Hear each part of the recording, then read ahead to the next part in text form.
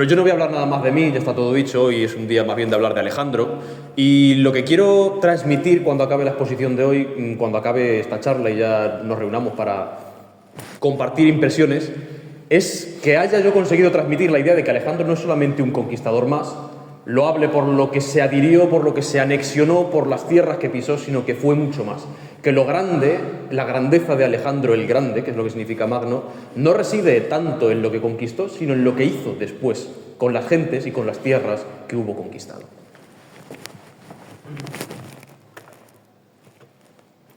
A ver, me he pasado de... Ahora. Alejandro, para ponernos un poco en situación, era un griego, era un macedonio, pero dentro de la Hélade, dentro del mundo griego. Y quiero remarcar que nació casi 400 años antes del nacimiento de Cristo, en el año 356 antes de Cristo en Pella, la capital de Macedonia, y que murió en el año 323 antes de Cristo en Babilonia, una ciudad que yo tuve el placer y la fortuna de visitar hace apenas un año ahora, en Irak, y que si ustedes hacen una operación de sustracción simple verán que vivió tan solo 33 años. Alejandro Magno iba a cumplir los 33, tenía todavía 32. Por lo tanto, yo quiero, de verdad, que en todo momento de la exposición que yo voy a hacer a partir de ahora, tengan en mente que estamos hablando no de un venerable anciano, sabio, que ha vivido toda una vida y tiene 80 años y muere rodeado de sus hijos, sino que estamos hablando de un hombre que toma el poder con 20 años y que muere con 32. Es decir, sus gestas fueron entre los 20 y los 30 años, lo cual aumenta la grandeza de Alejandro. Porque ahora veremos lo que se dedicó a hacer en esa década en la que se granjeó la fama eterna. Yo creo que cualquier persona, se llame como se llame, nazca cuando nazca y donde nazca, tiene unos modelos en los que se fija para comportarse cuando es adulto. Y esos primeros modelos siempre son los padres. Hay veces que esos modelos son positivos y hay veces que son muy negativos. En el caso de Alejandro, yo creo profundamente que él vivió un infierno, infierno, tampoco quiero exagerar, pero vivió a veces un suplicio porque se crió entre dos personas que se odiaban mutuamente.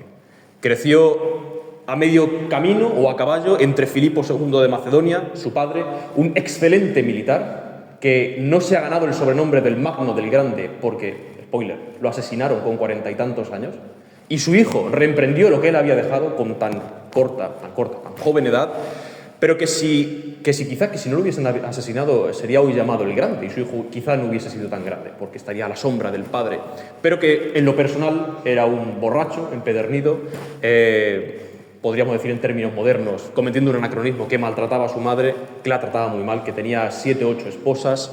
Y esta esposa de la que hablamos en concreto, la madre de Alejandro, que era la reina de Macedonia, era Olimpíade del Épiro, es decir, lo que actualmente es Albania.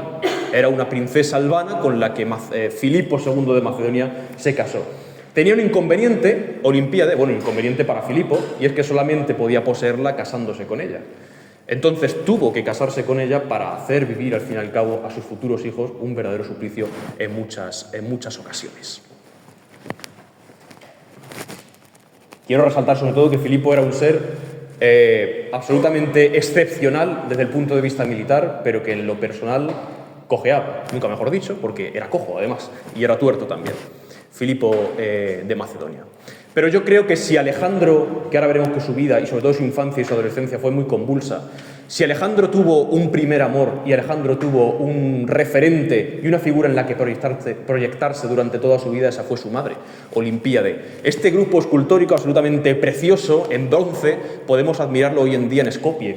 Es Olimpíade, con su hijo, Alejandro Magno, el pequeño Alejandro, en la capital de lo que hoy es Macedonia del Norte, que no es la Macedonia de Alejandro, es una creación postsoviética, pero que ha retomado toda la herencia y todo el legado de Alejandro Magno intentando apropiárselo. Y el grupo escultórico del medio, precioso, en el que vemos a Alejandro aconsejado, acompañado por la figura de su madre, lo podemos ver en Viena. He dicho que la madre de Alejandro, para Alejandro, fue un referente, fue su primer amor, podemos así decirlo, pero desde luego algunas veces se convirtió también en su calvario, porque hizo que se reflejaran en el hijo desde pequeño sus ansias de poder y su odio por su padre, su odio por Filipo. Por lo tanto, eso marcará mucho el carácter de Alejandro en el futuro, esa ansiedad interna, esa desesperación que en buena parte fue transmitida por sus padres cuando él era apenas más que un bebé. Una de las cosas más grandes también y más interesantes de la figura de Alejandro es los tutores que tuvo. Alejandro fue formado por un griego que ustedes conocerán, seguro, que es Aristóteles, ni nada más ni nada menos. Filipo II, que como digo era un ser humano absolutamente excepcional y que tenía sus defectos en el plano emocional y personal, pero que para la historia es un ser grande, quería que su pueblo progresara, quería dejar de ser aquel bárbaro del norte sin ningún tipo de refinamiento social, pues sí, ese refinamiento de Atenas, de la escultura, del arte. Así que contrató a sabios griegos, a filósofos, a poetas para que educaran a su pueblo, siempre persiguiendo ese progreso en el buen sentido de la palabra. Y dentro de esa corriente de llamar a la gente culta de la patria, llamó ni nada más ni nada menos que a Aristóteles. Y Alejandro Magno, entre los 13 años y los 16 años, se retiró del palacio de Pella para vivir en una casa de campo, rodeado de sus compañeros, sus getairoi, ahora diremos lo que es, que posteriormente serían sus compañeros de armas en sus conquistas, aprendiendo, como digo, en una casa de campo, en naturaleza, en un lugar llamado Mieza, del filósofo Aristóteles. Se convirtió, por tanto, Alejandro en un peripatético, es decir, los discípulos de Aristóteles, que se llamaban peripatéticos porque al mismo tiempo que Aristóteles iba hablando, iba enseñando, iba filosofando, iba caminando. Y podemos imaginar en aquel paisaje idílico montañés de Mieza, Alejandro paseando por aquellos bosques acompañado de Aristóteles y acompañado de sus compañeros.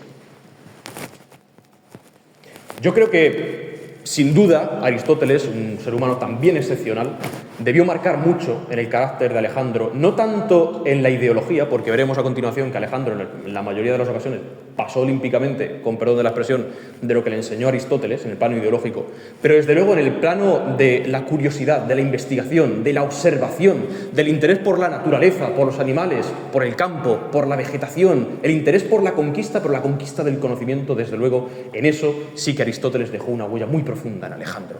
Pero desde luego también hubo otros maestros, otros formadores. Conocemos a otro incluso anterior a Aristóteles, cuando Alejandro era un niño muy pequeño. Este se llamaba Leónidas y era un espartano, no es el de los 300, es posterior, pero bueno, tenía el mismo nombre. Y se le recuerda a aquel instructor, porque decía que Alejandro lo que tenía que hacer era vivir una vida austera y que lo que tendría que hacer era comportarse como sus propios soldados y no exigir nada que él no estuviera dispuesto a hacer antes que sus soldados. Y así sería aceptado y sería admirado por su propio pueblo y por su propio ejército. Así que lo que debía hacer era todos los días, muy de madrugada, cuando apenas era un niño, una larga caminata antes de amanecer y desayunar un plato de lentejas o un plato de alubias, que es lo que desayunaba cualquier soldado raso. Hay una anécdota también muy interesante con este preceptor, con este instructor, que ahora veremos a continuación. Los compañeros, esos chicos de su edad, de la edad de Alejandro, esos compañeros de juegos desde que era un niño y que fueron compañeros hombro con hombro durante toda la vida en el ejército, son los getairoi, que efectivamente en griego significa los compañeros. Y era el cuerpo de élite del ejército macedonio. Quiero que sepan, resaltar que el ejército macedonio era el ejército más poderoso y mejor preparado del mundo en esa época. O sea, no estamos hablando de un país aleatorio que, en fin, le da un venate de conquistar el mundo a Alejandro. Ese es el ejército de la élite, por lo menos de Europa, ¿vale? Entonces, en concreto, los getairoi eran la élite de la élite, o sea, eran la punta, se le llamaba. Era la punta de lanza que penetraba dentro de las tropas del enemigo y destrozaba el núcleo enemigo, valga la redundancia, con su caballería, empleando técnicas que ahora veremos. Aquel hombre que ustedes ven allí, retratado en mármol, es Hefestión. Yo quiero hacer un inciso, porque no sé si alguno de vosotros, espero que no, ha visto la serie que ha hecho Netflix de Alejandro Magno. De verdad, con perdón de la expresión, pero es una mierda absoluta, es una basura. Es una basura, sinceramente, porque, bueno, uno lo ve y le da la impresión de que Alejandro es poco menos que un drag queen. O sea, le faltaba ponerse tacones. Una cosa absolutamente asquerosa. No la he visto, pero tampoco la voy a ver. Dicen que Hefestión parece ser que era como su amigo gay, su amante. Bueno, yo sinceramente creo que Alejandro estaba en cosas más importantes. E incluso lo ponen besándose con Hefestión. Es una cosa repulsiva. Pero yo sinceramente creo que la relación entre Hefestión y Alejandro es algo mucho más profundo. O sea, eran amigos. Estar hombro con hombro en las guerras, en las batallas. Fue su verdadero amigo, el que creyó en su sueño, el que creyó en el sueño que veremos a continuación de Alejandro, que no era conquistar, era la fusión entre las culturas. Él que era griego con los bárbaros. En un momento dado que se dio cuenta de que cuando él entró en Babilonia, lo que descubrió no era gente inferior, como le había educado Aristóteles. Le había dicho que los bárbaros eran gente despreciable, que lo único que se merecían era ser esclavizada por los griegos porque eran superiores. Descubrió que tenían edificaciones, filosofía, manera de comprender el mundo, manera de tratar a su gente muy superior a la que ellos tenían. Cuando descubrió eso, yo me imagino que debió ser muy duro para Alejandro, pero lo aceptó el golpe y se centró absolutamente en fusionar, en el buen sentido de la palabra, su cultura, la griega, con la cultura de los bárbaros, que era la cultura de los babilonios, de los persas, de los medos, de los indios, etc. Y fue el único hombre que creyó en su sueño. Los demás no entendían nada. No entendían por qué Alejandro derrocaba al rey Poro, el rey de los indios, y después de derrocarlo le devolvía su reino. ¿Qué hemos venido aquí a hacer entonces? No entendían que la política de Alejandro se basaba en otras cosas, se basaba en clientelas reales. Es decir, no me interesa tener tu poder, me interesa que seas afín a mí, que seas un brazo que yo pueda trabajar en el territorio, para poder así transmitir los valores culturales de mi propia etnia, de mi propia raza. Ese es Hefestión, y esa es la grandeza del personaje. Vale. Creo que si otro amigo y otro compañero del alma tuvo Alejandro en su vida fue su caballo, y fue Bucéfalo. Bucéfalo es una palabra que en griego significa cabeza de toro, cabeza de buey, y yo sinceramente no creo que fuera porque tuviera cabeza de buey, o sea, no en el sentido literal, obviamente, sino que no creo que tuviera una especie de cabeza deforme, una cabeza redondeada como la de un toro, porque cuenta la historia que se le vendió al rey de Macedonia, o sea, a Filipo, cuando Alejandro era apenas un niño, tenía 12 o 13 años, quizá 14, no más de 15 en todo caso, por 13 talentos. 13 talentos, por decir algo, sería como 13 millones actualmente. O sea, el talento era la unidad máxima de la moneda, en un sistema de gimnas, de la moneda antigua griega. Por lo tanto, no creo que un caballo acarnerado con la cabeza deforme costara 13 millones, por así decirlo. Sería un caballo espectacular. Decían que era un caballo que llamaba la atención, grande, enorme, decían que era negro como el ala de un cuervo, dice Plutarco, una de las fuentes. Y que dicen que se llamaba bucéfalo porque en la testuz, en la cabeza del animal, había una pequeña estrella con la forma de un bucráneo. Había una forma de cabeza de toro, es decir, la cabeza del buey con sus dos cuernos. Y parece ser que la primera vez que Alejandro lo cabalgó, se fijó en esa señal y lo llamó bucéfalo. Un caballo que lo acompañó durante todo su viaje, porque veremos que Alejandro, otra cosa que quiero remarcar aparte de su juventud, es que no es que hiciera un viaje una vez y conquistó Turquía, hizo un viaje otra vez y conquistó Irán, no. Alejandro con 22 años se embarcó en un viaje a través de Asia y nunca volvió de ese viaje. O sea, estuvo conquistando hasta llegar a la India y murió en el camino de vuelta. O sea, estamos hablando de un viaje continuo, no viaje que salta y va y vuelve a su patria. Y quiero leer el texto que habla de la doma de Bucéfalo, de cuando Alejandro tenía 12 años, porque me parece precioso, 12, 13 años quizás. Dice Plutarco, una fuente, un historiador romano. Trajo un tesalio, Filónico llamado para más señas, al caballo Bucéfalo para venderlo a Filipo en 13 talentos. Y habiendo bajado a un descampado para probarlo, pareció áspero y enteramente indómito, sin admitir jinete ni sufrir la voz de ninguno de los que acompañaban a Filipo, sino que a todos se le ponía de manos. Desagradóle a Filipo y dio orden de que se lo llevaran, por ser una fiera indócil. Pero Alejandro, que vuelvo a repetir era un niño, que se hallaba presente, les dijo: ¿qué caballo nos perdemos? Y todo por no tener conocimiento ni resolución para manejarlo. A lo que replicó Filipo, su padre, algo molesto por la suficiencia de su hijo: ¿acaso tú lo manejarías mejor que estos, que tienen más años y más experiencia que tú? Por supuesto que sí, padre, a este se ve, desde luego, que yo lo manejaré mejor que nadie, respondió Alejandro. ¿Y cuál ha de ser la pena por tu temeridad?, preguntó Filipo, si no lo consigues. Por Zeus, exclamó el joven, pagaré el precio del caballo. Echáronse todos a reír y, convenidos en la cantidad, marchó al punto a donde estaba el caballo. Alejandro lo tomó por las riendas y, volviéndole, le puso de frente al sol, pensando, según parece, que el caballo, por ver su sombra que caía y se movía junto a sí, era por lo que se estaba inquietando. Pasóle después la mano y le halagó por un momento, y viendo que tenía fuego y bríos, se quitó poco a poco el manto, lo arrojó al suelo y de un salto montó en él sin dificultad. Tiró un poco al principio del freno y, sin castigarle ni aun tocarle, le hizo estarse quieto. Cuando ya vio que no ofrecía riesgo alguno, aunque hervía por correr, le dio rienda y le agitó usando de voz fuerte y aplicándole los talones. Filipo y los que con él estaban se embargaron al principio en un mortal temor y se quedaron en silencio. Pero cuando le dio Alejandro la vuelta al caballo con facilidad y soltura, mostrándose contento y alegre, todos los demás prorrumpieron en voces de aclamación. Y el padre lloró de gozo y, besando a su hijo en la cabeza, le dijo: busca, hijo mío, un reino igual a ti, porque desde luego no cabes en Macedonia. Una frase profética. Alejandro tenía 12 años.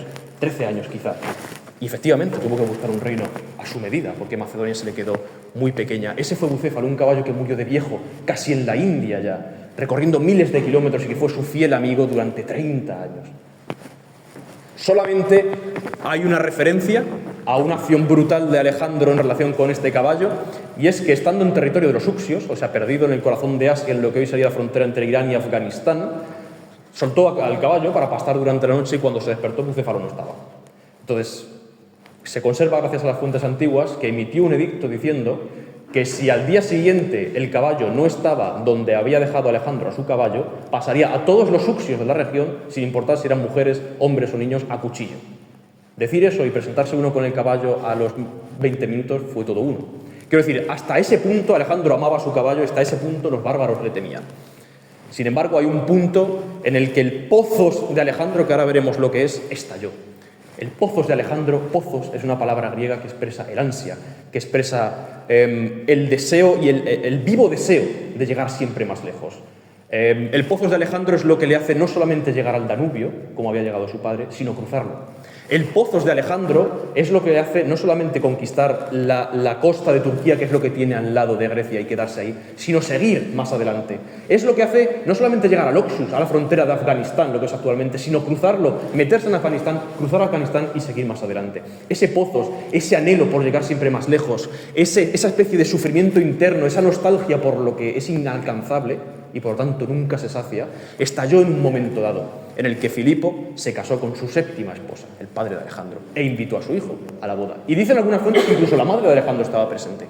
La nueva novia era Eurídice Cleopatra, una noble macedonia, y parece ser que en el concurso del convite de la boda, Átalo, el padre de la chica, ofreció un brindis con Alejandro presente. Y el brindis decía que todos por favor brindasen por las esponsales de los nuevos esposos, para la redundancia, y porque les concedieran un hijo legítimo. Claro, estaba diciendo que Alejandro, que estaba allí delante, no era un hijo legítimo. Y no solamente que él no era legítimo, sino que su madre no era la reina, era una concubina. Por lo tanto, Alejandro, que era un pura sangre, y los purasangres tienen reacciones violentas, a veces cogió la copa de vino y se la tiró a la cabeza a Átalo y le dijo que por quién le tenía, que si le tenía a él por un bastardo.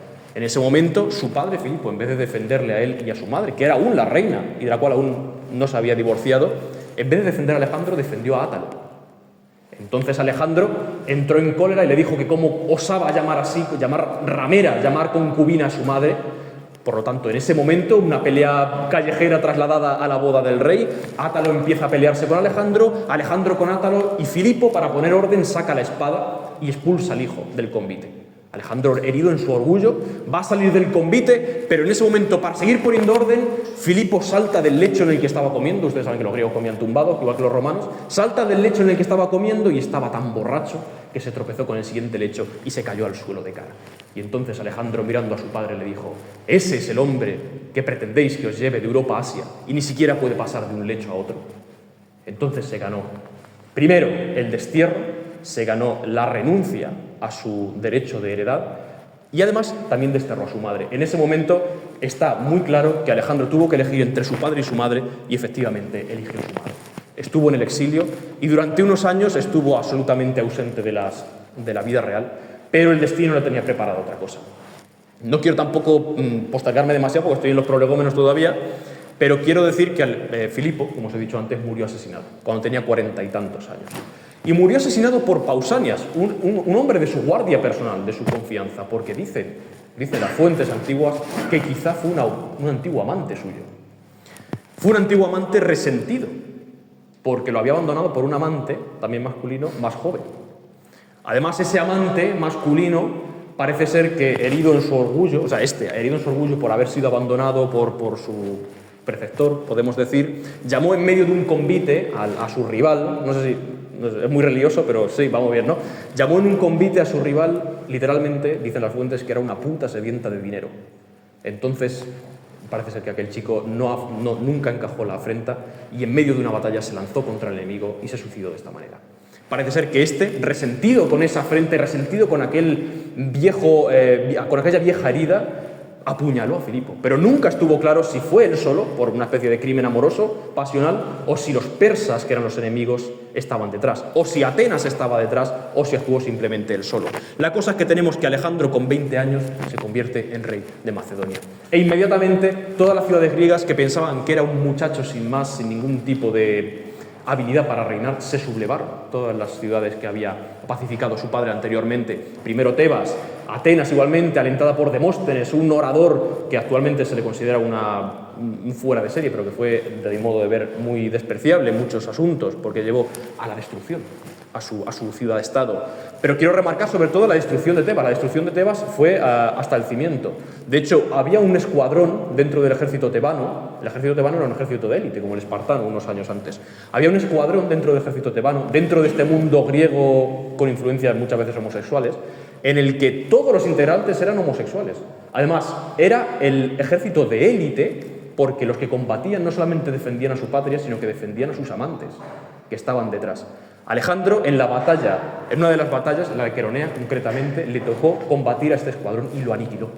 No quedó vivo ni un solo integrante del batallón sagrado. Y aún a día de hoy en Tebas podemos ver el león de piedra que conmemora la muerte de aquellos combatientes. En Tebas pasaron otras cosas, como que Alejandro, como he dicho, arrasó todo, excepto la casa de Píndaro, un poeta griego que decía que el ser humano es esquías onar, es el sueño de una sombra.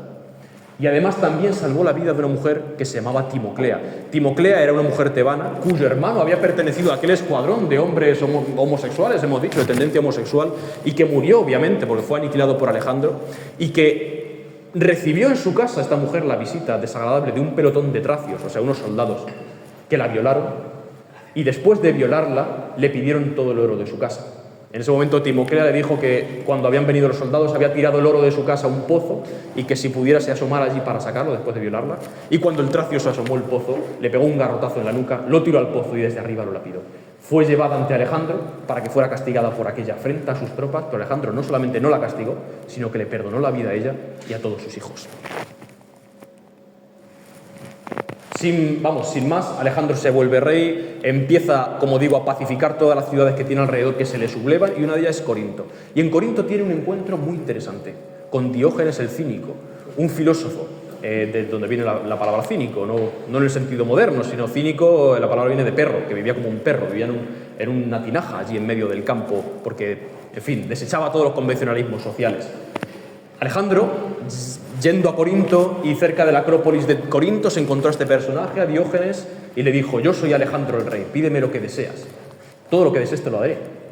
Y entonces en ese momento Diógenes, mirándolo, le dijo: lo único que deseo es que te apartes, porque me tapas la luz del sol. Y Alejandro se quedó. En ese momento yo creo que se quedaría en shock, y sus hombres le dijeron: ¿quieres que lo castiguemos? ¿Quieres que lo matemos? Y dijo: no solamente no quiero que no lo castiguéis, sino que si yo no fuera Alejandro, bien me hubiese gustado ser Diógenes. Con ese simple ejemplo deja muy a las claras su amor, pues, en fin, por la filosofía y su respeto por los filósofos. Vamos a empezar una parte de la exposición en la que Alejandro empieza a llevar a cabo unas gestas propias de héroes míticos. En el monte Osa, que está a día de hoy en Grecia, Alejandro tenía que cruzarlo para pacificar una de esas ciudades rebeldes que se le habían levantado, pero no podía bordearlo porque entonces los veían los ciudadanos, sino que tenía que pasar por detrás de la montaña. La montaña era tan escarpada que no podía pasar con un ejército, con caballos, con bueyes llevando las provisiones y demás, así que ordenó que en menos de 10 días sus hombres esculpieran en la pared de la montaña una escalera para que pasara todo el ejército andando y subiendo la escalera, y de esa manera venció a la ciudad que estaba al otro lado, a la ciudad de Tesalia. Y esto solamente sería el inicio de esas gestas.